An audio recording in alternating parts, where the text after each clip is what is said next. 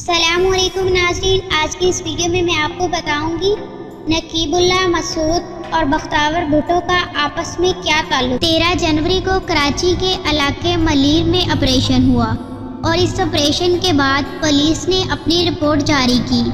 ملیر میں کیے جانے والے آپریشن میں دہشت گردوں کو ہلاک کیا گیا تھا۔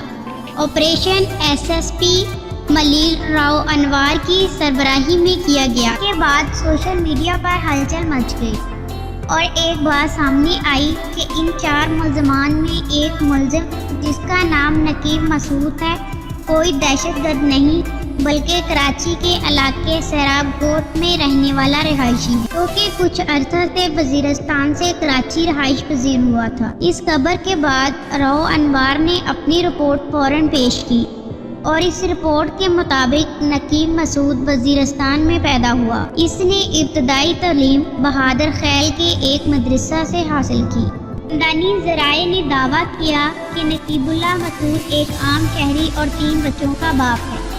سوشل میڈیا اکاؤنٹس پر نقیب اللہ مسعود کی طرف سے شیئر کی گئی تصویروں میں سے ایک تصویر میں نقیب اللہ اپنے بیٹے کو آرمی میں کیپٹن بنانے کی درخواست کا اظہار کر رہے ہیں۔ نقیب اللہ مسعود کے متعلق کی جانے والی تفتیش تقریباً آخری مراحل میں ہے۔ جی ہاں، نقیب اللہ مسعود 2008 میں اپنے علاقے میں کیے جانے والے آپریشن کی وجہ سے اپنے بچوں کے بہتر مستقبل کے لیے کراچی آیا۔ نقیب اللہ کے دوستوں کے مطابق نقیب اللہ کو ماڈلنگ کا بہت شوق تھا اور اس لیے وہ سوشل میڈیا پر اپنی تصویریں شیئر کرتے رہتے تھے۔ نقیب مسعود کے سوشل میڈیا پر 26,000 فالوورز۔ یہ ایک ایسا شخص تھا جو اپنے آپ سے محبت کرتا تھا۔ اپنے آپ کو سنوارنا، اچھا دکھنا اس کے خوابوں میں شامل تھا۔ دوستوں کے ساتھ خوش مزاجی سے پیش آتا تھا اور اس میں اپنی نقل و حمل کے بارے میں آگاہ کرتا تھا۔ راؤ انوار یہ توقع کر رہا ہے کہ یہ معاملات دوسرے معاملات کی طرح دب جائے گا، تھوڑا سا احتجاج ہوگا، تھوڑی مذمت ہوگی، اس کے بعد کوئی کسی کو نہیں پوچھے گا۔ لیکن سوشل میڈیا پر نقیب کی تصویریں چیخ چیخ کر کہہ رہی ہیں کہ یہ بے گناہ ہے۔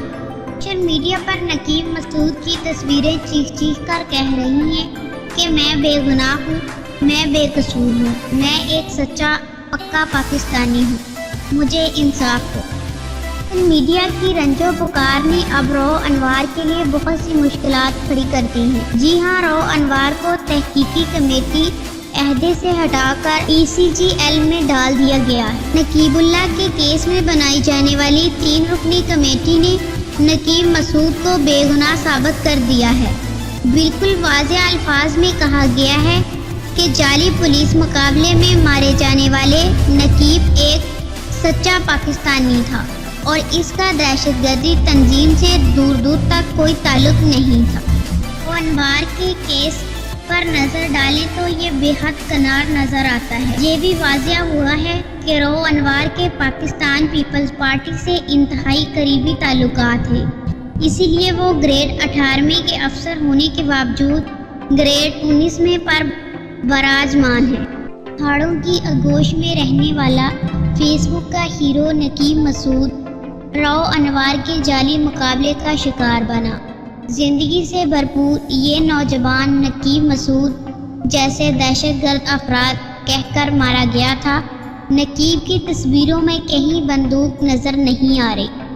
اب دیکھنا یہ ہے کہ آیا راؤ انوار کو سزا دے کر نقیب مسعود اور اس کے اہل خانہ کو انصاف فراہم کیا جائے گا یا پھر راؤ انوار اپنی طاقت کا استعمال کر کے بری ہو جائیں گے۔